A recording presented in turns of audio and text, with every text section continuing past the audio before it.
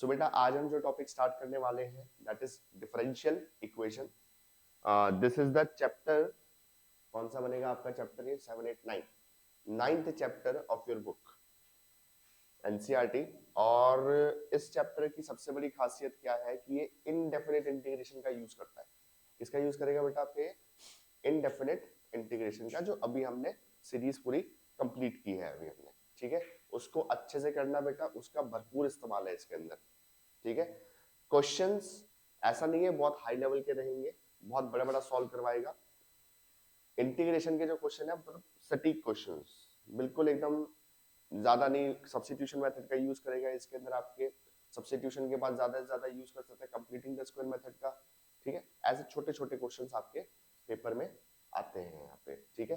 Completing the square के जो formulas हैं बेटा, कंप्लीटिंग द स्क्वायर के फॉर्मूलेज वो बहुत इंपॉर्टेंट है यहाँ पे, वो बहुत अच्छे से यूज होते हैं यहाँ पे, ठीक है। तो बहुत ध्यान देना है, ये चीज ध्यान रखनी है बेटा। 1/1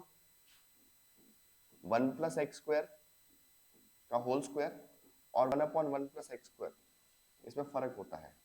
अब तो ये समझ गए होंगे क्या फर्क होता है इस चीज पे, ठीक है। तो इस फर्क को अच्छे से समझ के चलना है, ठीक है। गलती नहीं करनी है हमें इसमें। चलो let's start with the topic differential equation. Differential equation होती क्या, पहले इसकी बात करते हैं बेटा।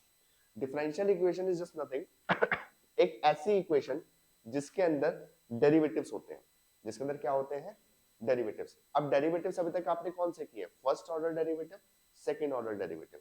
ये कह रहे हैं कि कितने भी ऑर्डर का डेरिवेटिव आ जाए, कितने भी ऑर्डर मतलब जितनी बार भी डिफरेंशिएट करोगे उसकी एक ऑर्डर बढ़ती जाती है, बढ़ती जाती है, बढ़ती जाती है, ठीक है।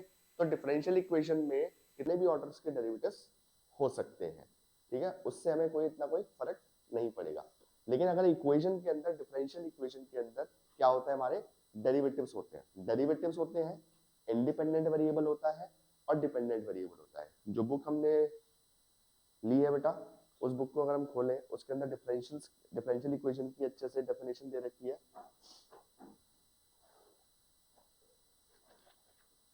जो बुक बेटा मैंने आपको दी है उसको ओपन करना, सारे बच्चे देखेंगे उस बुक में। मैं एक बार पढ़ दे रहा हूँ डिफरेंशियल इक्वेशन की definition. An equation involving independent variable, dependent variable, derivatives of dependent variable with respect to independent variable। मतलब डिपेंडेंट वेरिएबल को जनरली हम y से रिप्रेजेंट करते हैं, ये डिपेंडेंट वेरिएबल होता है। x होता है बेटा आपका इंडिपेंडेंट वेरिएबल। और नेक्स्ट क्या कह रहा है? The derivatives of the derivatives of the derivatives of dependent variable with respect to independent variables. ये भी हो सकता है, उसमें ये भी हो सकता है d2y/dx², और भी बड़ी डेरिवेटिव्स हो सकते हैं आपके पास, d3y/dx³, ये सब हो सकते हैं आपके, ठीक है। जैसे एक एग्जांपल लेके चलते हैं, लेट्स टेक वन एग्जांपल। जैसे फॉर एग्जांपल आपके पास एक डिफरेंशियल इक्वेशन है dy/dx plus x sin y is equal to d2y/dx² का होल स्क्वायर। ये एक डिफरेंशियल इक्वेशन है। ये क्या है? एक बेटा डिफरेंशियल इक्वेशन है, ठीक है। इसके अंदर कुछ इंडिपेंडेंट वेरिएबल है, डिपेंडेंट वेरिएबल है, डेरिवेटिव्स है इसके अंदर कुछ, ठीक है। तो सीधा ये डिफरेंशियल इक्वेशन होती है। अब सबसे पहला टॉपिक जो आपको समझ के चलना है यहाँ पे, that is order and degree of differential equation. सबसे आसान टॉपिक है, सबसे आसान टॉपिक क्या है इसके अंदर, अब समझते हैं यहाँ पे। ऑर्डर का मतलब क्या होता है? द हाईएस्ट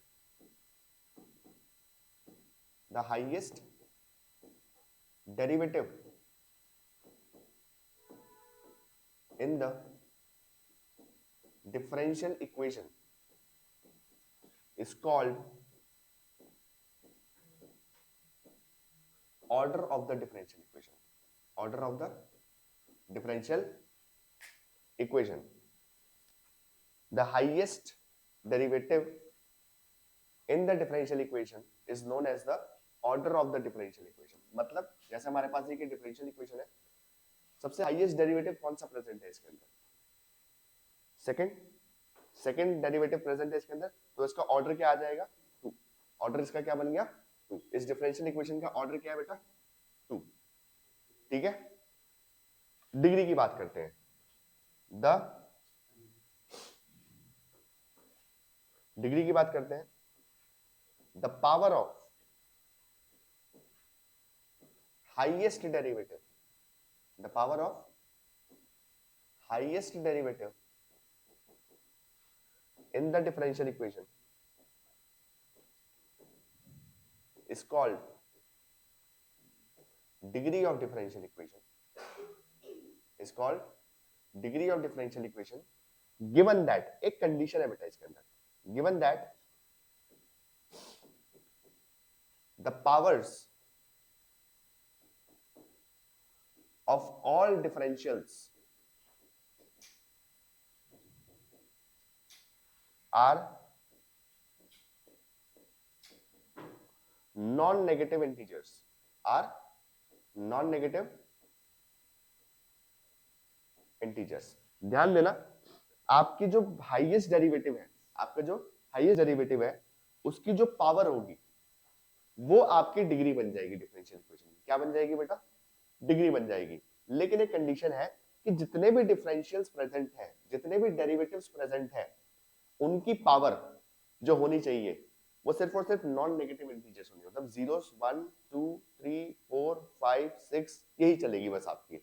मतलब सीधा सीधा बोलना चाहे बेटा तो ये कह सकते हैं सॉरी, ये कह सकते हैं कि अगर साइन के अंदर, मतलब साइन क्या है? Trigonometric function sine cos tan, उसके अंदर आपका डेरिवेटिव आ गया उसके एंगल में। लॉग के अंदर x की जगह पे डेरिवेटिव दिखाई दे रहा है आपको, e की पावर में डेरिवेटिव दिखाई दे रहा है आपको, ठीक है? तो आप क्या करोगे? सबसे पहले उसको हटाने की कोशिश करोगे। अगर वो फुल्ली हट जाता है उसके बाद किसी भी डेरिवेटिव के ऊपर ऐसा कुछ नहीं रहता है, ठीक है?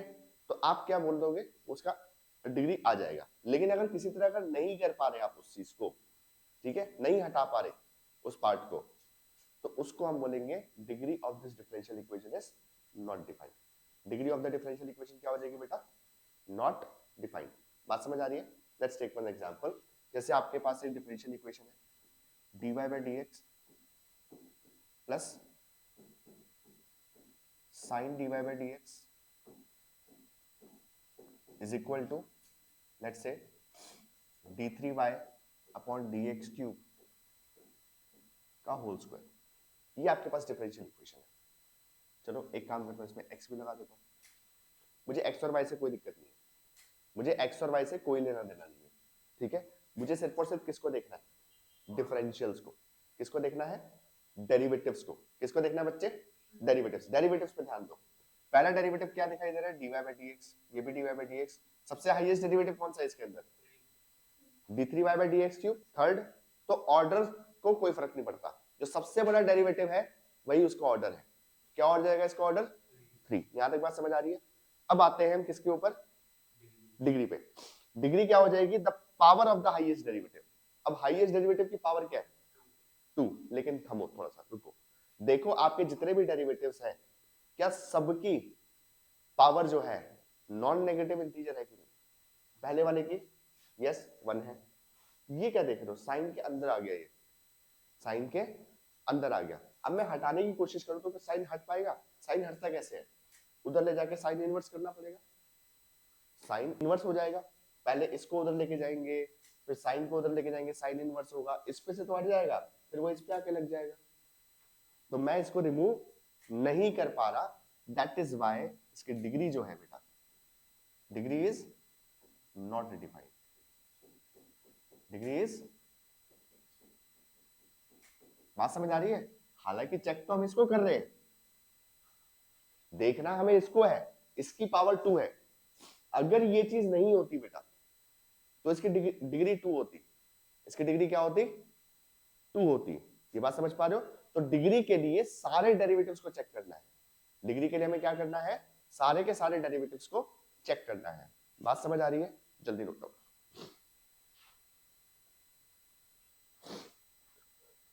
सो इस टॉपिक के बेटा कुछ क्वेश्चंस देखते हैं हम। पहला क्वेश्चन, यहां पर हम क्वेश्चन देख के ऑर्डर एंड डिग्री को चेक करेंगे कि ऑर्डर एंड डिग्री क्या है डिफरेंशियल इक्वेशन की। पहला डिफरेंशियल इक्वेशन, इसकी ऑर्डर क्या है बेटा? तो ऑर्डर में क्या चेक करना होता है? सबसे हाईएस्ट डेरिवेटिव। तो सबसे हाईएस्ट डेरिवेटिव कौन सा है इसके अंदर? 2। तो इसका जो ऑर्डर है आपका ऑर्डर क्या आ जाएगा बेटा? 2। Order is 2। अब डिग्री की बात करते हैं, तो डिग्री क्या होनी चाहिए? डिग्री क्या होनी चाहिए? 2 होनी चाहिए। लेकिन क्या सारे डेरिवेटिव्स सही तरीके से प्रेजेंट है? देखो साइन के अंदर dy बाई dx है, नॉट डिफाइंड, नॉट डिफाइंड। बात समझ आ रही है? ठीक है, नेक्स्ट। ऑर्डर क्या है बेटा इसका? ऑर्डर 3 आ रहा है, तो हाईएस्ट डेरिवेटिव 3 है ना बेटा? हाईएस्ट डेरिवेटिव 3 है तो ऑर्डर 3 हो गया। अब इसकी पावर क्या है? 1 पावर है। देख लो सारे डेरिवेटिव्स ढंग से प्रेजेंट है। यस, इसकी पावर भी 2 ही आएगी, अगर ओपन करोगे तो ज्यादा कुछ फर्क पड़ेगा नहीं। तो ये क्या आ जाएगा? 1। ठीक है, जो हाईएस्ट डेरिवेटिव है उसी की पावर देखनी है, वही डिग्री होती है आपकी। ठीक है, जैसे अब यहाँ पे बात करते हैं हम, तो यहाँ पे क्या आएगा बेटा? हाईएस्ट डेरिवेटिव कौन सा है? 2, तो ऑर्डर इज 2। अब इसका डिग्री क्या होगी बेटा? अब आप बोलोगे सर यहाँ पे पावर 4 है, इसको ओपन करेंगे तो कुछ फर्क नहीं पड़ेगा। मैं बोल रहा हूँ देखो फर्क किसके ऊपर पड़ेगा? फर्स्ट डेरिवेटिव के ऊपर। उसकी पावर मुझे देखनी ही नहीं है, मुझे सेकंड डेरिवेटिव की पावर देखनी है। तो सेकंड डेरिवेटिव की पावर क्या है यहाँ पे? 1। तो ऑर्डर 2, डिग्री 1। कभी एक बार क्वेश्चन ऐसे पूछ देता, find the sum of order and degree. Find the sum of order and degree, तो 2 + 1 3 आ जाएगा यहाँ पे आंसर। ठीक है, और ऑब्वियसली तभी पूछेगा जब दोनों एग्जिस्ट कर रहे होंगे। जब दोनों, अगर सम पूछ दिया इसका मतलब क्या है? और आसान बना दिया उसने आपके लिए कि वो एग्जिस्ट कर रहे हैं वहां पे, तभी तो सम निकाल पाओगे आप। ठीक है, अब यहाँ पर देखो क्वेश्चन के अंदर ऑर्डर क्या है? 2, डिग्री होनी तो 1 चाहिए थी, पर ये लॉग के अंदर बैठा हुआ है। लॉग हटाओगे भी तो e की पावर में आ जाएगा ये सब चीजें, तो ये हट नहीं सकता, इस वजह से नॉट डिफाइंड आ जाएगा आपका डिग्री यहाँ पे। बात सबको समझ आ रही है? हाँ जी बेटा, अच्छे से। चलो अब यहाँ पे देखते हैं। अब इस क्वेश्चन में क्या है? ऑर्डर क्या है हमारे पास? 2। अब डिग्री, अब देखो पावर 3/2 आ गई यहाँ पे। पावर क्या आ गई? 3/2। क्या किसी तरीके से इसके अंदर से ये फ्रैक्शनल पार्ट हटा सकते हैं क्या? दिक्कत कौन दे रहा है मुझे यहाँ पे? 1/2 से कौन दे रहा है? 1/2। 3 भी दिक्कत नहीं दे रहा मुझे, 1/2 दिक्कत दे रहा है। तो क्या कर सकते हैं बेटा? स्क्वायरिंग बोथ साइड कर दें। अगर स्क्वायरिंग बोथ साइड करते हैं तो ये पावर 2 हट जाएगी मेरी, 1/2 वाली पावर। तो ये क्या बन जाएगा आपके पास अगर आप स्क्वायरिंग कर दो तो? क्या मल्टीप्लाई करोगे? तो इसके ऊपर आ जाएगी। और बताओ होल पावर 3/2 कैसे खोलते हो, जरा मुझे भी सिखाओ। होल पावर है 3/2, ये ध्यान देना। 1 के ऊपर 1 प्लस a प्लस b की पावर 3/2 है ये। ठीक है, इट्स बेटर आप इसको पूरा यहाँ पे स्क्वायरिंग कर दो बोथ साइड। ठीक है, अगर यहाँ पे 4/3 होता, मान लो अगर 4/3 होता तो क्या करते? Cubing both the sides. Base जो मुझे परेशान कर रहा है उसको देखना है। ठीक है, तो क्या हो जाएगा? स्क्वायरिंग करी तो ये क्या बन जाएगा आपका क्वेश्चन बेटा? 1 प्लस dy बाई dx के होल स्क्वायर का क्यूब। यहाँ पर स्क्वायरिंग करें तो ये पावर 1/2 हट जाएगी, और यहाँ पे क्या आ जाएगा बेटा? d2y अपॉन dx स्क्वायर का होल स्क्वायर, ये आ जाएगा। अब बताओ बेटा ऑर्डर क्या है इसका? 2, डिग्री 2। डिग्री क्या आ गई इसकी? 2। आई होप बेटा यहाँ तक क्लियर है अच्छे तरीके से? किस तरीके से समझ आ रही है सारी चीज अच्छे से? कोई डाउट तो नहीं है? बढ़े आगे। ठीक है, नेक्स्ट क्वेश्चन देखते हैं हम। नेक्स्ट क्वेश्चन क्या है हमारे पास? d2y by dx squared sin y plus dy by dx का whole cube cos y into root y। Order बताओ बेटा इसका, ऑर्डर क्या होगा? हाईएस्ट डेरिवेटिव कौन सा है? 2। और डिग्री नॉट डिफाइंड। क्यों? क्योंकि y के ऊपर रूट है। बच्चों थोड़ा समझ लो, डेरिवेटिव्स देखते हैं, इंडिपेंडेंट और डिपेंडेंट वेरिएबल से मुझे कोई फर्क नहीं पड़ता वो कैसे प्रेजेंट है, साइन के अंदर, लॉग के अंदर, e की पावर कहीं भी प्रेजेंट रहे, मुझे उससे कोई फर्क नहीं पड़ता। डेरिवेटिव्स को देखो बस, सही तरीके से प्रेजेंट है। ठीक है, बाकी कुछ नहीं देखना मुझे यहाँ पे। ठीक है, तो डिग्री क्या आ जाएगी? 1। डिग्री क्या है इसकी? cos y है और ये इसका मल्टीप्लाइड है। बेटा कॉस मल्टीप्लाई हो नहीं सकता, या तो कॉस के अंदर एंगल में होगा इस तरीके से, अब नॉट डिफाइंड होता अगर एंगल के अंदर होता।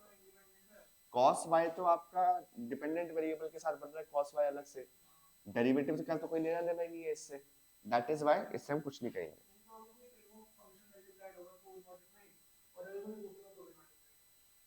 रूट में है तो रूट हटाने की कोशिश करो, नहीं हट रहा तो नॉट डिफाइंड। जैसे फॉर एग्जांपल इस तरीके से दे दे क्वेश्चन आपको, देखते हैं फिलहाल अभी फिलहाल इस पे आते हैं, पहले ये वाले क्वेश्चन को देखते हैं एक बारी। ये क्या है, log dy by dx is equal to 3x।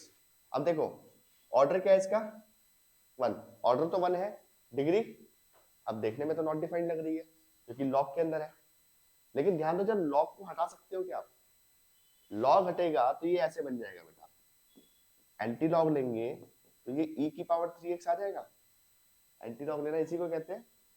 Log कैसे हटता है, ये वाली वैल्यू जो है e की पावर में चली जाएगी, यहाँ पर जो भी चीज है ना वो e की पावर में चली जाएगी। आप कैसे लिख सकते हैं इस चीज को, अब बताओ ऑर्डर क्या है इसका 1, वो तो लिख दिया है ऑलरेडी, डिग्री क्या आएगी इसकी 1, डिग्री इज 1, तो डिग्री बच्चे इसके नॉट डिफाइंड मार्क कर देते हैं बेटा, ध्यान देना। अब ये वाला क्वेश्चन देखो बेटा क्या कह रहा है, derivative of dy by dx का होल क्यूब, इसको पढ़ते कैसे हैं, derivative of dy by dx का होल क्यूब। अब इसको कैसे करेंगे बेटा, पहले हमें डिफरेंशिएट करना पड़ेगा इसको। अब ये क्या है, समथिंग का क्यूब, समथिंग का क्यूब का डेरिवेटिव क्या होता है 3 इंटू समथिंग का स्क्वायर इंटू समथिंग का डेरिवेटिव, dy by dx का डेरिवेटिव क्या होता है d2y by dx square, and this is equal to 0 आ गया आपका। I hope it is clear. अब बताओ इसके अंदर ऑर्डर क्या है, ऑर्डर 2 है, डिग्री 1 है, ऑर्डर 2 डिग्री 1, कौन से वाला बेटा, इसने क्या कहा यहाँ पे, क्वेश्चन समझ पा रहे हो कि derivative of dy by dx का होल क्यूब है, तो पहले डिफरेंशिएट करो ना इसको। डिफरेंशिएट कैसे करते हैं, समथिंग का क्यूब, समथिंग के क्यूब का डेरिवेटिव क्या होता है, चेन रूल, चेन रूल लगाओ, 3 इंटू समथिंग का स्क्वायर इंटू समथिंग का डेरिवेटिव, कर दिया डेरिवेटिव। अब देखो इसका, ये समझ आ गई। अब यहाँ पर देखो ऑर्डर तो इसका 1 है, उधर देखते ही पता लग रहा है, लेकिन डिग्री यहाँ पर हो सकता है नॉट डिफाइंड हो जाए क्योंकि लॉग के अंदर है वैल्यू, लॉग के अंदर वैल्यू आ रही है आपकी। अब ये लॉग के अंदर देखो, लॉग किसी तरह हटा सकते हो क्या आप, तो लॉग हटाने का तरीका क्या होता है, एंटी लॉग। ठीक है, अगर मैं एंटी लॉग ले रहा हूं तो जो पावर आ रही है उसमें तो कोई डेरिवेटिव तो नहीं आ रहा। अभी देखो सिंपल सा हो गया, क्योंकि मुझे x से तो कोई लेना देना नहीं है, ऊपर dy by dx नहीं आना चाहिए, कोई डेरिवेटिव नहीं आना चाहिए ऊपर। ठीक है, नहीं आ रहा तो फंक्शन सिंपल सा बन गया है, ऑर्डर 1 डिग्री 1। लॉग को जब एंटी लॉग लेते हो तो जहां पे ऑपोजिट साइड जो भी वैल्यू होती है वो e की पावर में चली जाएगी, क्योंकि लॉग का बेस जो होता है अगर लिखा ना हो तो e बेस होता है आपका। अगर आपका y इज इक्वल टू, ध्यान देना, log x to the base a होता है, जो x की वैल्यू होती है log के साथ जो भी वैल्यू है उसकी वैल्यू क्या आती है, इसके बेस की पावर y, इसके बेस की पावर y, मतलब सीधा सीधा बेस के ऊपर ये पावर ले जाओ, इसको हम कहते हैं एंटी लॉग लेना। क्या कहते हैं इसको, एंटी लॉग। और कुछ भी ना लिखा हो नीचे तो बेस क्या होता है e, बेस क्या होता है यहाँ पे e, यहाँ पर कुछ भी नहीं लिखा हुआ था तो इसलिए बेस e लेके चले और ये e की पावर में चला गया। बात समझ आ रही है, पक्का, शो क्लियर है, यहां तक आगे बढ़ते हैं हम।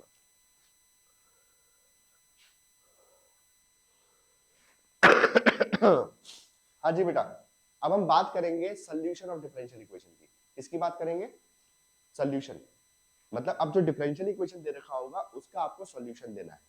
क्या देना है, सॉल्यूशन। सॉल्यूशन का सिंपल सिंपल मतलब होता है जो उसके अंदर डिफरेंशियल्स है ना उनको हटाना है, डेरिवेटिव्स को हटाना है। जैसे डेरिवेटिव्स में आपको क्वेश्चन आता था सेकंड डेरिवेटिव का कि if y is equal to, एक फंक्शन दे देता था आपको प्रूव करने के लिए बोलता था d2y by dx square into 1 minus x square फलाना फलाना। एक सेकंड डेरिवेटिव के अंदर बहुत सारे क्वेश्चन थे ना ऐसे, जिसमें हमें प्रूव करना होता था कि ये चीज प्रूव करो। एक पूरी इक्वेशन देता था जिसमें सेकंड डेरिवेटिव भी होता था, फर्स्ट डेरिवेटिव भी होता था एंड सो ऑन। ठीक है, तो उसको प्रूव कर देते थे क्योंकि डेरिवेट करना आसान रहता है हमारे लिए। लेकिन अब यहां पर मुझे वो इक्वेशंस गिवन है, क्या गिवन है, वो वाली इक्वेशन गिवन है, इक्वेशन से मुझे सोल्यूशन पे जाना है, इक्वेशन से मुझे सोल्यूशन पे जाना है। तो सारी चीजें करना थोड़ा मुश्किल होता है बेटा हमारे लिए इंटीग्रेशन में, ये सब चीजें। तो अभी तक आपके सिलेबस में जो पार्ट है वो है फर्स्ट ऑर्डर फर्स्ट डिग्री। क्या है आपके सिलेबस में? First order first degree. Second derivative में नहीं आएगा, थर्ड डेरिवेटिव में कुछ नहीं आएगा, उसकी पावर में भी कुछ नहीं आएगा। फर्स्ट ऑर्डर फर्स्ट डिग्री, तो मतलब आपका डिफरेंशियल इक्वेशन दिखाई कैसा देगा, ध्यान देना, कुछ इस तरीके से। एक dy बाई dx होगा और उसके अंदर आपको एक फंक्शन ऑफ एक्स वाई मिलेगा, एक्स और वाई का एक फंक्शन मिलेगा सीधा सीधा, ठीक है। अब यहां पर दो बातें करते हैं बेटा। पहली बात, इसका जो सोल्यूशन आता है ना बेटा, इसका सोल्यूशन दो तरीके के होते हैं। पहला होता है जनरल सोल्यूशन। क्या होता है? General solution. दूसरा सोल्यूशन होता है बेटा जिसको हम कहते हैं पर्टिकुलर सोल्यूशन। अभी ये होते क्या है, कोई मुश्किल चीज नहीं है, बस समझ के चलो।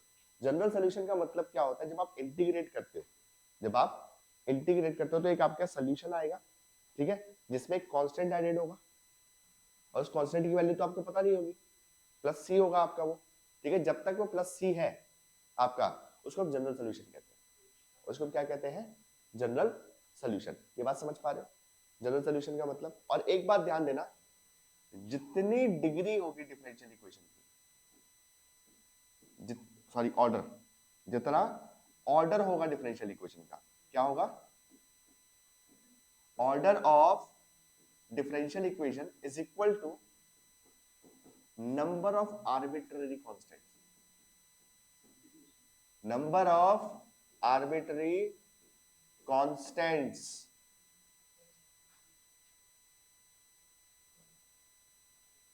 कुछ करवा रहा हूं, देख लो, आता है तब भी देख लो, ठीक है।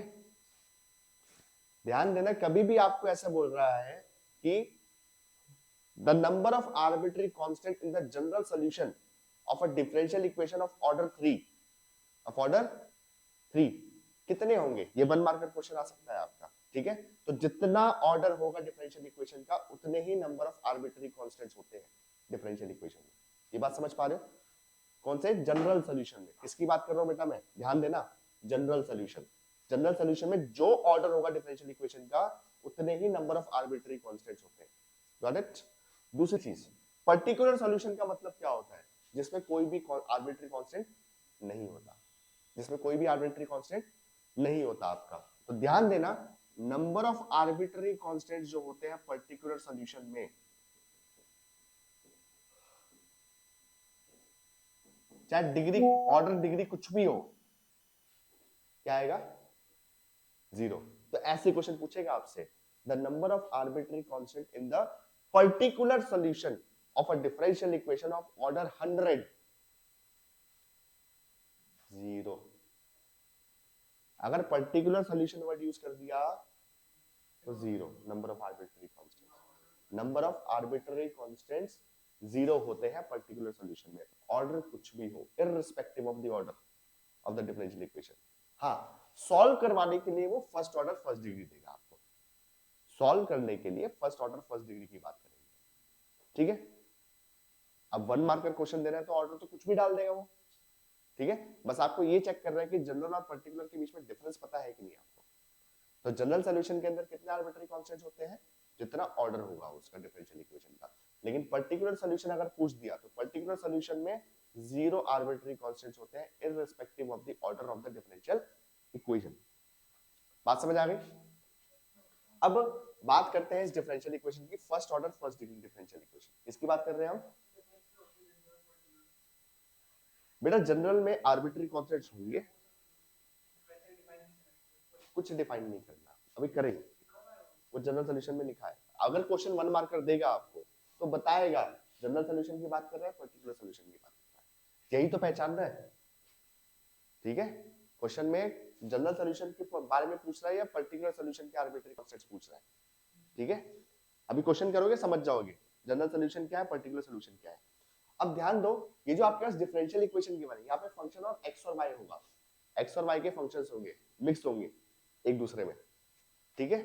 dy by D x is equal to कुछ इस तरीके से दे रखा होगा आपको फंक्शन, गॉट इट। अब आपको इसको सॉल्व करने के तीन तरीके हैं। कितने तरीके हैं? तीन। पहला तरीका है बेटा जिसको हम कहते हैं वेरिएबल सेपरेबल मेथड। क्या नाम है इसका? Variable separable method. नाम ही बोल रहा है जहां पर जो हमारे एक्स और वाई वेरिएबल्स है ना वो एक दूसरे से सेपरेट हो जाते हैं। वो क्या हो पा रहे हैं? सेपरेट हो पा रहे हैं हमारे, गॉट इट। तो उसको हम क्या कहते हैं? Variable separable method. क्या बोलेंगे उसको बच्चे? Variable separable method. मतलब सीधा अब बात करेंगे इसकी दोबारा। दूसरा मेथड आता है होमोजीनियस डिफरेंशियल इक्वेशन का। इसके क्वेश्चन आने के बहुत चांसेस रहते हैं बेटा, क्योंकि होमोजीनियस में वेरिएबल सेपरेबल का यूज करता है, वेरिएबल सेपरेबल का यूज करता है। अगर बहुत आसान सा क्वेश्चन दे देगा सीधा, ठीक है। होमोजीनियस भी पहचान में आ जाते हैं, कैसे पहचानेंगे, क्या करना है वो हम देखेंगे, ठीक है ना। थर्ड आता है हमारे पास, that is linear differential equation. Linear, इसमें थोड़ी मेहनत मशक्कत करनी पड़ती है, थोड़ी सी मेहनत मशक्कत करनी पड़ती है इसमें लीनियर का क्वेश्चन आ जाए तो। और कभी कभार तो लीनियर का क्वेश्चन भी एज इट इज डायरेक्ट आपको दे देता है, ठीक है। जब वो ज्यादा आपको परेशान नहीं करना चाहता तो वो डायरेक्ट दे देगा आपको। तो ये तीन तरीके हैं किसी भी डिफरेंशियल इक्वेशन को सॉल्व करने के, इसके अलावा और कोई तरीका नहीं है। अभी हम किस डिफरेंशियल इक्वेशंस की बात कर रहे हैं बेटा? First order first degree, first order first degree differential equation, ठीक है। अब हम स्टार्ट करते हैं सबसे पहला method, that is variable separable method. थोड़ा सा फास्ट चलूंगा बेटा, क्वेश्चंस बैक टू बैक कराऊंगा, तो थोड़े से साथ में स्पीड अप करना इस चीज के अंदर, और क्वेश्चंस को बहुत अच्छे से समझ के चलना है। बहुत इजी टॉपिक है, बहुत ही प्यारा सा टॉपिक है, ज्यादा मेहनत करने की जरूरत नहीं पड़ेगी आपको, सिर्फ 2 स्टेप और लगाने हैं, उसके बाद इंटीग्रेशन का क्वेश्चन है। 2 स्टेप्स इंटीग्रेशन का क्वेश्चन, 2 स्टेप्स इंटीग्रेशन का क्वेश्चन, ऐसा ही चलेगा आपका यहाँ पे, ठीक है ना। तो मतलब समझ लो कि इंटीग्रेशन ही कर रहे हो आप इस चीज के अंदर। तो let's start with the first topic, that is variable separable. So let's start with the first topic of solution of differential equation, that is variable separable. Variable separable में होता क्या है बेटा? जो आपका डिफरेंशियल इक्वेशन है, कोई भी डिफरेंशियल इक्वेशन जो फर्स्ट ऑर्डर फर्स्ट डिग्री का है, आप उसको इस तरीके से लिख सकते हो, dy by dx is equal to fx, y।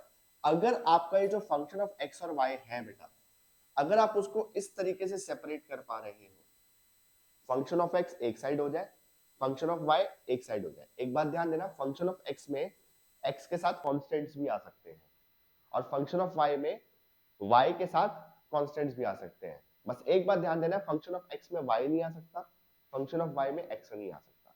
दोनों को जब अगर आप सेपरेट कर सकते हो तो ये क्वेश्चन किसका है? वेरिएबल सेपरेबल का। तो फिर वो वेरिएबल सेपरेबल का क्वेश्चन नहीं है। सेपरेट हो सकते हैं तो वेरिएबल सेपरेबल का क्वेश्चन है। जैसे let's see the question. Question है हमारे पास dy by dx, क्वेश्चन लिखो बच्चे, dy by dx is equal to dy by dx is equals to x cube cosec y, x cube cosec y। और साथ में एक चीज गिवन है बेटा, गिवन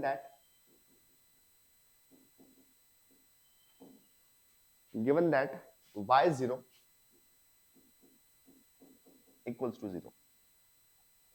ये जो चीज गिवन है ना बेटा आपको, ये ध्यान देना, ये क्या करता है? ये पर्टिकुलर सॉल्यूशन निकालने के लिए होता है। ये किसके लिए होता है? जब भी आपको गिवन दैट ऐसे कुछ कंडीशन दे रखी हो ना, ये पर्टिकुलर सॉल्यूशन निकलवाएगा आपसे। क्या निकलवाएगा बच्चे? Particular solution. समझ आ रही है बात? इसकी बात एकदम लास्ट में होती है। पहले हम इस डिफरेंशियल इक्वेशन को देखते हैं। हमें क्वेश्चन में कुछ नहीं देगा कि हमें किससे सॉल्व करना है, ये हमें पहचानना होगा। तो सबसे पहले आज हम पहचानते हैं क्या इसमें मैं फंक्शन ऑफ x और फंक्शन y को अलग कर पा रहा हूं कि नहीं कर पा रहा। देखो x क्यूब क्या है? It is function of x, और बाकी बच्चे मेरे को देखो ये फंक्शन ऑफ y है, बिल्कुल अलग हो पा रहे हैं।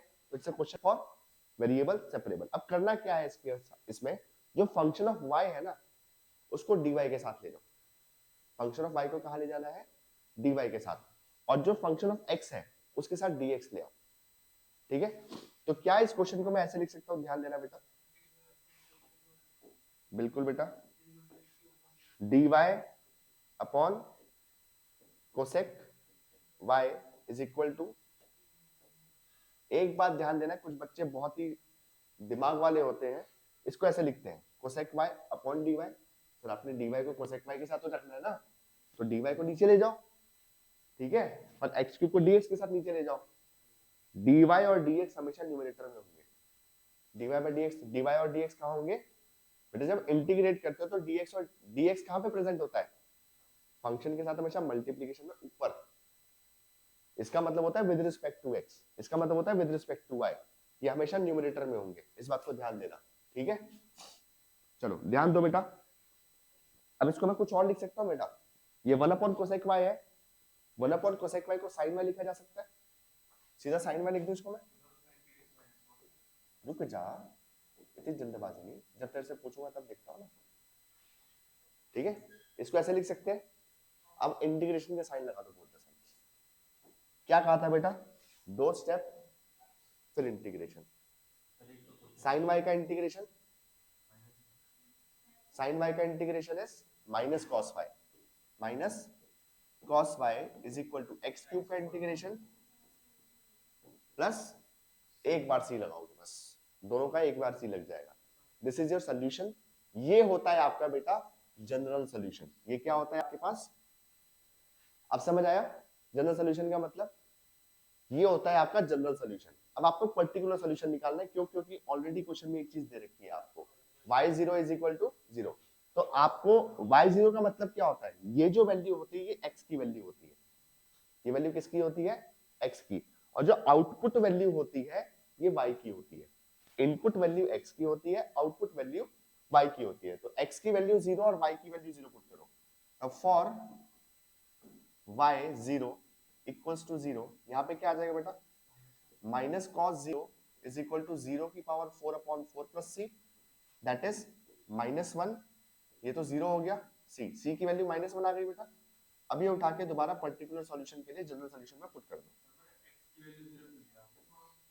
बेटा, क्योंकि इनपुट वैल्यू क्या है, ये x की वैल्यू होती है, और ये जो आउटपुट वैल्यू है ये y की वैल्यू होती है। बेटा y0 का मतलब क्या होता है, ये फंक्शन ऑफ x है आपका, तो जो अंदर वैल्यू होती है ना इनपुट वैल्यू, इनपुट फंक्शन कौन सा होता है आपका, इनपुट वेरिएबल कौन सा होता है x, और आउटपुट जो होता है वो 0 आता है y, वो y की वैल्यू है आपकी। जो अंदर वैल्यू है वो x की वैल्यू है, जो बाहर वैल्यू आ रही है y की वैल्यू, ठीक है, बात समझ आ रही है। तो एक क्वेश्चन क्या बन जाएगा बेटा आपका, इक्वेशन बन गई आपके पास ये, this is the particular solution. ये क्या है आपके पास, पर्टिकुलर सॉल्यूशन में कोई आर्बिट्री कांस्टेंट दिखाई दे रहा है क्या आपको, नहीं ना। ये डिफरेंशियल इक्वेशन किस ऑर्डर की थी, फर्स्ट ऑर्डर की, एक ही डिफरेंशियल, एक ही आर्बिट्री कांस्टेंट है कि नहीं, तो हमने जो पढ़ा था समझ आ रही है बात, जो वो 1 मार्कर की चीज है जो आपको मैंने बताई थी, यहां से वो चीज वेरीफाई भी हो रही है हमारी, तो ये बात क्लियर है अच्छे से। एक और क्वेश्चन देखें,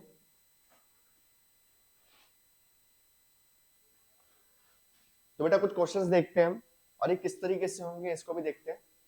तो पहला क्वेश्चन क्या है, dy by dx is equal to 2 raised to the power minus y। अब ध्यान दो, सिर्फ इसमें y का फंक्शन है, x का तो है ही नहीं यहाँ पे, तो कोई दिक्कत नहीं है, वेरिएबल सेपरेबल ही ना, मैंने क्या बोला था आपको, फंक्शन ऑफ x में 1 भी आ सकता है, फंक्शन ऑफ x में आपका 1 भी आ सकता है, तो फंक्शन ऑफ x की जगह मैं कांस्टेंट ले लूंगा, वो भी फंक्शन ऑफ x की तरह ही ट्रीट होगा आपका। तो यहां पर ध्यान दो, तो ये क्या बन जाएगा आपके पास, ये फंक्शन dy अपॉन 2 की power minus y is equal to dx, इस तरीके से लिख सकते हैं इस चीज को, कोई दिक्कत तो नहीं। अब ये डिनोमिनेटर में, क्या इसको न्यूमरेटर में लेके जा सकता हूं, यस, 2 की power y dy equals to dx। Now integrate both the sides. अब 2 की पावर y का integration y with respect to y क्या होगा, 2 to the power y upon log 2, a to the power x का integration क्या होता है, a to the power x upon log 2 upon log 2, अरे बेटा a to the power x का integration क्या है, याद कर लो फॉर्मूले, इंटीग्रेशन खत्म हो गया है।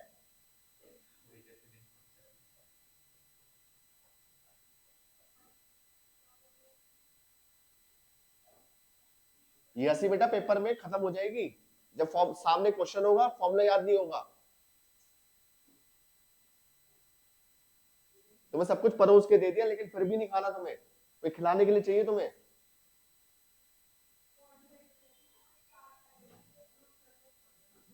बोल रहा हूँ कब से फॉर्मूले याद कर लो, याद कर लो, मैं नहीं याद दिलाऊंगा वहां पे पेपर में, आप लोगों को याद करना पड़ेगा।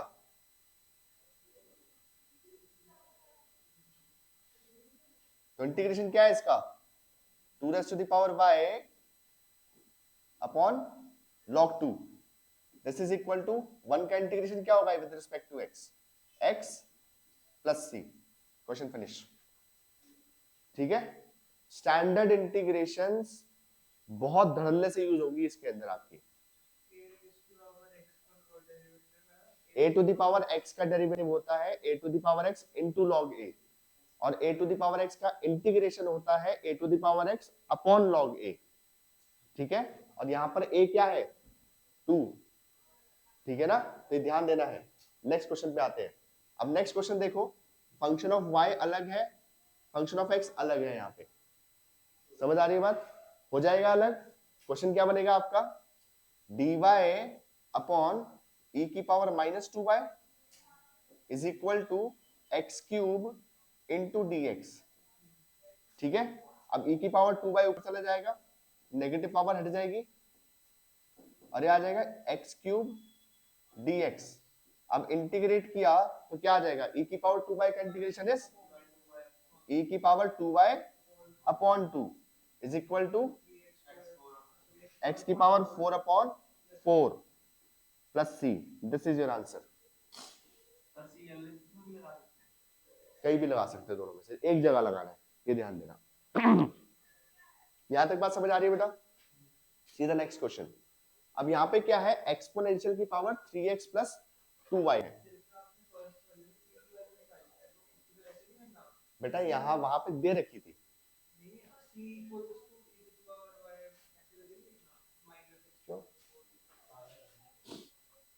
आ गया आंसर खत्म आपका इसको,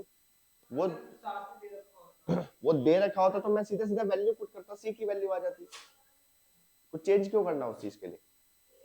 ठीक है, बात समझ आ गई। अब बात करते हैं नेक्स्ट क्वेश्चन की। अब यहाँ पे क्या है बेटा, e की पावर में 3x प्लस 2y, अब इसको कैसे करेंगे। तो ध्यान दो, आपने छोटी क्लासेस में एक प्रॉपर्टी पढ़ी थी, a की पावर m इंटू a की पावर n। e क्या है, कांस्टेंट ही तो है, e is a constant only. ठीक है, तो क्या मैं इस क्वेश्चन को इस तरीके से लिख सकता हूं, dy by dx is equal to e की पावर 3x इंटू e की पावर 2y। क्या इसको ऐसे लिखा जा सकता है, यहां तक बात समझ आ रही है। ठीक है, अब सेपरेट हो गया क्वेश्चन, तो क्या बन जाएगा, dy अपॉन e की power 2y is equal to e की पावर 3x इंटू dx। अब इसको ऊपर ले जाते हैं, अब पावर नेगेटिव हो जाएगी, यहाँ पे minus 2y dy equals to e की पावर 3x इंटू dx हो जाएगा। Now integrating both the sides, e की पावर माइनस 2y का इंटीग्रेशन क्या होगा बेटा, e की power minus 2y upon minus 2, और यहाँ पे क्या आएगा, e की power 3x upon 3 plus c। बात समझ आ रही है। अब नेक्स्ट क्वेश्चन देखो क्या कह रहा है आपको, log dy by dx, log dy by dx is equal to 3x plus 2y। ठीक है, अब बेटा dy by dx से log 2 हटाना पड़ेगा ना हमें, log हटाने के लिए इस वाली वैल्यू को e की पावर में ले जाएंगे, तो क्वेश्चन क्या बन गया हमारे पास, ये सेम क्वेश्चन आ जाएगा, dy by dx equal to e की पावर 3x प्लस 2y। बिल्कुल 2 मार्कर्स क्वेश्चन है बेटा आपके ये। ठीक है, तो एज इट इज सॉल्व कर सकते हो आप इस चीज को दोबारा, यही क्वेश्चन बन जाएगा आपका। देखते हैं बेटा, नेक्स्ट क्वेश्चन क्या है हमारे पास, cos dy by dx equals to a। बेटा देखो dy by dx के साथ मुझे कुछ भी नहीं चाहिए, मुझे फंक्शन क्या बनाना है, dy by dx is equal to function of x y, ठीक है। तो dy by dx के साथ जो भी लगा हुआ है उसको उस साइड ले जाओ, तो dy by dx क्या रहेगा आपके पास, cos है तो cos इनवर्स a आ जाएगा। अब बेटा cos इनवर्स a है क्या, constant. cos inverse a is, ना ही इसमें x है ना ही इसमें y है, तो क्या करेंगे इसका, तो इसको मैं x वाली साइड ही रख देता हूं। ध्यान दो बेटा, क्या मैं इसको ऐसे लिख सकता हूं, cos इनवर्स a dx, कोई दिक्कत तो नहीं, integrating both the sides, dy का इंटीग्रेशन क्या होगा, y इज इक्वल टू, यहां पर इंटीग्रेशन क्या आएगा, cos इनवर्स a का, cos इनवर्स a का इंटीग्रेशन कांस्टेंट है बेटा, ये कांस्टेंट है तो बाहर आ जाएगा सीधा, ये 1 का इंटीग्रेशन होगा, x cos inverse a plus c, खत्म।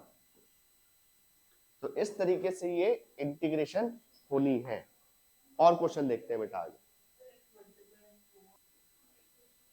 अब बेटा ये दो क्वेश्चन देखते हैं कैसे सॉल्व होंगे। ध्यान देना, कुछ भी दे क्वेश्चन में सबसे पहले आपने dy by dx निकालना है। क्या निकालना है, dy by dx, ठीक है।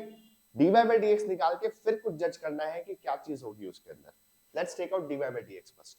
तो पहले इसको लिख सकते हैं बेटा, e की power x tan y dx is equal to, उसको दूसरी साइड ले जाते हैं। अब दूसरी साइड लेंगे तो माइनस में होगा, मैं एक काम करता हूं माइनस को इसके साथ कंपनसेट कर देता हूं। तो क्या रहेगा, e की power x minus two sec square y dy equals to नहीं आएगा, sorry, this will be like, वो इक्वल उधर चला गया है, तो ये ऐसे आ जाएगा आपके पास। बात क्लियर है, यहां तक बात क्लियर है। अब dy by dx क्या आएगा, कोई दिक्कत नहीं थी, ठीक है, लेकिन थोड़ा सही से लिखा जाए तो ज्यादा बेटर है, इतना तो आप दिमाग लगा सकते हो, ठीक है। अब जब आप इसको आप dy by dx निकालोगे तो ध्यान दो, जो फंक्शन ऑफ एक्स वाई आएगा, फंक्शन ऑफ एक्स वाई जो आएगा वो उसमें कौन ऊपर होगा और कौन नीचे होगा, कैसे डिसाइड करेंगे, ध्यान दो। अब dy है यहाँ पे, तो dy और यहाँ पे dx है, ठीक है। तो मुझे dy के नीचे dx लेके जाना है और इस पार्ट को नीचे लेके जाना है, तो मतलब dy के साथ जो भी पार्ट होगा आपका वो फंक्शन के डिनोमिनेटर में जाएगा। मतलब dy by dx को क्या लिखा जा सकता है, e की power x tan y upon e की power x minus two sec square y। कैसे लिख सकते हैं इस चीज को, यहां तक बात समझ आ रही है। अब सबसे पहले देखो, क्या मैं सेपरेट कर सकता हूं फंक्शन ऑफ x और फंक्शन ऑफ y को, yes it can be separated. ये पूरा पार्ट एक साथ आ जाएगा और tan y sec square y एक साथ चला जाएगा। ये बात समझ पा रहे हो, तो क्या आ जाएगा आपके पास, ये बेटा फंक्शन ऑफ x दिखाई दे रहा है, अब बाकी बचा हुआ क्या है, फंक्शन ऑफ y है। ऑब्वियसली एडिशन में तो अलग थोड़ी कर रहा हूं मैं, ठीक है।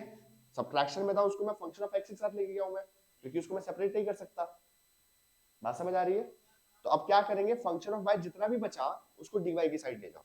तो कैसे जाएगा ये, यहाँ पे sec स्क्वायर y चला जाएगा और नीचे tan y आ जाएगा और ये dy आ गया। अब बिल्कुल सिमिलर तरीके से ये तो इधर ही रह जाएगा, e की power x minus to dx। अब इंटीग्रेशन के साइड लगा दे बोथ साइड्स। ये वाली साइड कैसे इंटीग्रेट होगी, tan y को t पुट करेंगे, tan y is equal to t, इसके ऊपर इसका डेरिवेटिव है बेटा sec square y dy is equal to dt। यहां पे क्या होगा बेटा, नीचे वाले फंक्शन को t पुट करोगे, ऊपर उसका डेरिवेटिव प्रेजेंट है, e की power x minus two is equal to t, derivative क्या आएगा इसका, e की power x dx equal to, यहाँ पे t नहीं पुट करेंगे बेटा, u पुट करेंगे, क्योंकि t ऑलरेडी हम पुट कर चुके हैं। ये आ जाएगा आपके पास। तो क्वेश्चन क्या चेंज हो गया बेटा आपका, 1 upon t is equal to 1 upon u का इंटीग्रेशन। तो 1 अपॉन t का इंटीग्रेशन मतलब log mod t की जगह डाल दे बेटा tan y, is equal to log mod u, u की जगह क्या आ जाएगा। अब ध्यान देना, जब भी दोनों लॉग आ रहे हैं तो आपको जो कांस्टेंट आएगा वो लॉग सी आएगा। क्या आएगा, ध्यान देना है बेटा, लॉग सी। क्यों, क्योंकि इसमें मैं लॉग की प्रॉपर्टी लगा के ना लॉग को हटाऊंगा। कैसे, ध्यान दो, यहाँ पर log M plus log N की प्रॉपर्टी लग सकती है, तो क्या इसको लिखा जा सकता है इस चीज के, यहाँ पे ध्यान दो सारे बच्चे, क्या बन जाएगा, लॉग सी इंटू ई की पावर एक्स माइनस टू, क्योंकि log M plus log N is log M N. अब देखो यहाँ पे भी लॉग है, यहाँ पर भी लॉग है, तो एंटी लॉग लेंगे तो दोनों साइड से लॉग हट जाएंगे मेरे। मेरा आंसर क्या बन जाएगा, यहाँ पे आंसर यहाँ पे लिख दे रहा हूँ आपके लिए, तो ये आ जाएगा आपके पास tan y, सिर्फ tan y बचेगा क्योंकि दोनों साइड लॉग था, तो लॉग से लॉग एंटी लॉग लेते हैं, जब दोनों साइड अगर लॉग है तो वो हट जाएगा आपका, तो यहाँ आ जाएगा tan y, this is equals to c e की power x minus two, this is your answer. Next question है हमारे पास dy by dx is equal to 1 plus x plus y plus xy। अब पहला क्वेश्चन है आपके लिए, तो थोड़ा सा लगेगा आपको कि कैसे होगा सॉल्व, लेकिन एक आपको मेथड समझाता हूँ इस चीज के अंदर। ये मेथड आप देखते बोलोगे हाँ ये वेरिएबल सेपरेबल का क्वेश्चन बन गया है। सी कैसे, क्या हम इसको ऐसा लिख सकते हैं बेटा, dy by dx is equal to, पहले वाले को तो 1 plus x ही रहने देते हैं, बाकी दोनों में से y कॉमन ले सकते हैं, मतलब dy by dx is equal to, अब इन दोनों में से 1 plus x कॉमन आ सकता है, बचेगा क्या, यहां बच जाएगा 1 और यहां बच जाएगा प्लस में y। देखो फंक्शन ऑफ x और फंक्शन ऑफ y अलग अलग हो गए, बात समझ पा रहे हो, तो ये मेथड से आपको समझ के चलनी है। तो ये क्या आ जाएगा आपके पास, dy upon 1 plus y is equal to 1 plus x into dx, integrating both the sides. अब ये क्या आएगा, 1 अपॉन लीनियर है बेटा, आप 1 ये एक वैल्यू लेके चलो एक टर्म, और ये इसको एक टर्म लेके चलो, दोनों में से 1 plus x कॉमन ले सकता है, तो यहाँ पे क्या बचेगा, 1 बचेगा। अरे मेरे बच्चे, a प्लस ए बी में से जब a कॉमन ले लेगा तो यहाँ क्या बचा, 1 प्लस यहाँ क्या बचेगा, b। समझ आ गई, कोई नहीं, बहुत बच्चों के माइंड में थी ये चीज लेकिन पूछ नहीं रहे थे कैसे आया, इससे पूछ दिया, ठीक है। चलो यहां तक समझ आ गई बात। अब ये क्या आ जाएगा आपके पास, लॉग मॉड 1 प्लस y, अब इसका इंटीग्रेशन क्या होगा, x plus x square by 2 plus c। अब यहाँ पर एक ही साइड लॉग था इसलिए लॉग c नहीं ले रहा हूँ यहाँ पे। बात समझ आ गई अच्छे से, कोई दिक्कत तो नहीं, नोट इट डाउन जल्दी। अब बेटा ये क्वेश्चन देखते हैं, क्वेश्चन क्या कह रहा है, 1 dy by dx is equal to 1 plus x square plus y square plus x square y square। अभी ऐसा ही क्वेश्चन किया है हमने, वहां पर x square y square की जगह x और y थे, तो क्या करना है मुझे यहाँ पे, इसको लिख देंगे बेटा dy by dx, बेटा सीधा लिख दूं यहाँ पे 1 plus x square into 1 plus y square, product में कन्वर्ट हो जाएंगे बिल्कुल सेम तरीके से लास्ट वाले तरीके से। अब 1 plus y square को dy के नीचे ले आओ, और 1 plus x square के साथ dx मल्टीप्लाई हो जाएगा, तो ये क्या आ गया आपके पास, अच्छा 1 plus y 1 upon 1 plus y square का इंटीग्रेशन क्या होगा, log mod 1 plus y square। गलती मत करना, हाँ बिल्कुल, ये समझना जरूरी है, ठीक है। कुछ बच्चे होते हैं ना एक्स्ट्रा इंटेलिजेंट, तो log mod 1 plus y square लिखते हैं इसको, ठीक है कुछ ऐसे बच्चे। 1 plus x square का integration x cube by 3 plus c, this is your answer, this is your answer here। एक और क्वेश्चन देखते हैं बेटा, क्वेश्चन है हमारे पास dy by dx is equal to 1 plus y square upon 1 plus x square। कुछ question ऐसे देखते ही समझ आ रहे हैं कि फंक्शन ऑफ x अलग है, फंक्शन ऑफ y अलग हो जाएगा। कैसे अलग होगा बेटा, यहाँ पे 1 plus y square एक फंक्शन है, इनटू में 1 upon 1 plus x square, ये एक फंक्शन है आपका, ठीक है।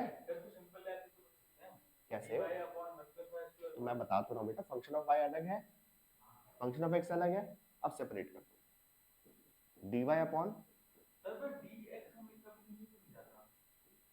बेटा dx और dy हमेशा न्यूमरेटर में रहते हैं, क्योंकि विद रिस्पेक्ट टू x और विद रिस्पेक्ट टू y उसको हम समझ के चलते हैं, और वो हमेशा इंटीग्रेशन में हमेशा न्यूमरेटर में रहे हैं, ठीक है। डिनोमिनेटर में क्यों रखेंगे उसको?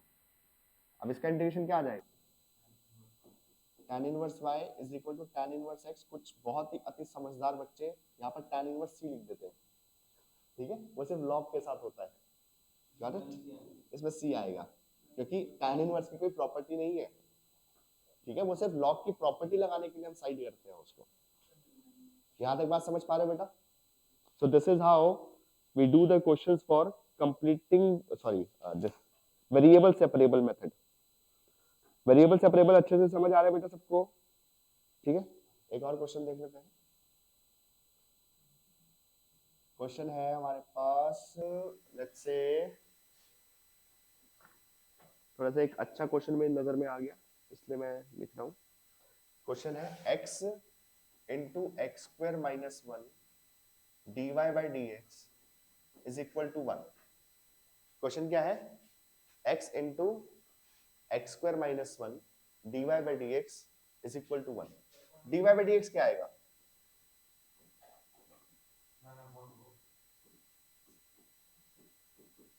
ठीक है, पूरा फंक्शन ऑफ x है ये, y तो है ही नहीं इसके अंदर, तो कोई दिक्कत नहीं, y dy अकेला रह जाएगा। और इसीलिए कहा था क्यों मल्टीप्लाई कर रहे हो, रुक जाओ।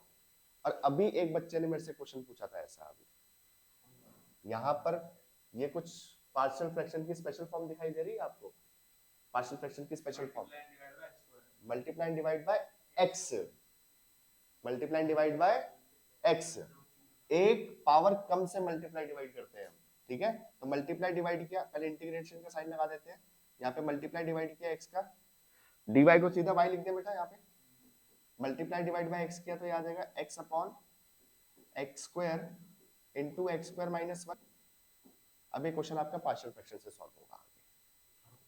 ये बात समझ आ रही है? क्या करोगे, सबसे पहले एक्स स्क्वायर को t पुट करेंगे, तो 1/2 बाहर आके x dx dt बन जाएगा, और ये बन जाएगा question 1/t into T minus one, 1/t into T minus one.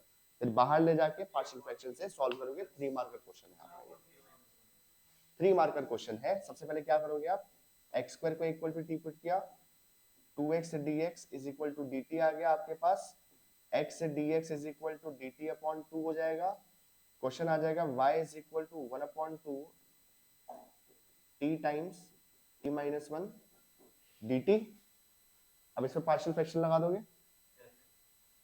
Partial fraction लग जाएगा ना इसमें, a upon t plus b upon t minus one.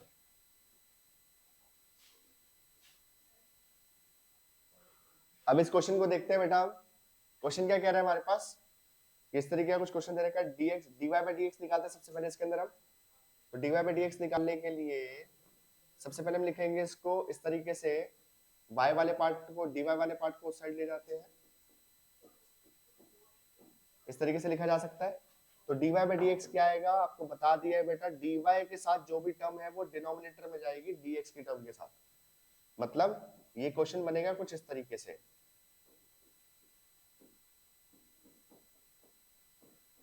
ठीक है बेटा। जब आपके पास dy by dx fx, y के इक्वल आ गया, तो सबसे पहले देखो क्या वेरिएबल सेपरेट हो पा रहे हैं, तो ध्यान दो।